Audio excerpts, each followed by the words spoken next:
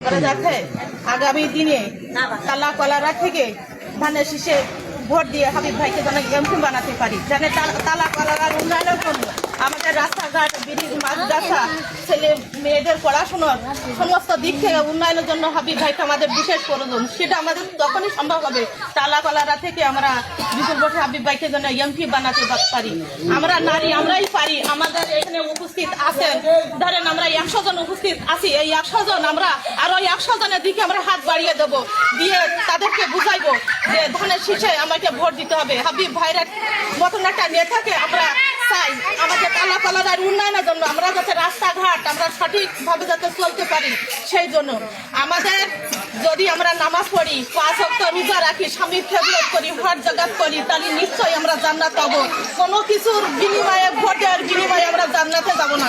আমি যদি আপনাদের বলি, জাফারা দিদিরা, আমার ভাইয়েরা, আপনারা আমাদের ধানের শীষে ভোট দেন, লোক হয় ভোট দেন, দাড়ি পাল্লায় ভোট দেন, আপনারা বেরেস্তা যাবেন। আমরা কোনো কিছু করলাম না, আমরা কি বেরেস্তা যেতে পারবো? পারবো না। আমাদের ইমান যদি থাকে তাহলে আমরা বেরেস্তে যাবো। আপনারা কারোর কথায় কান দিবেন না।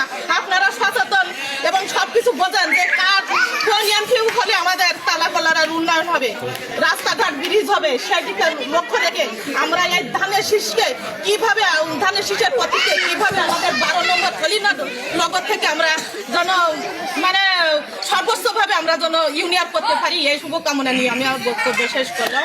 সবাই ভালো থাকবে।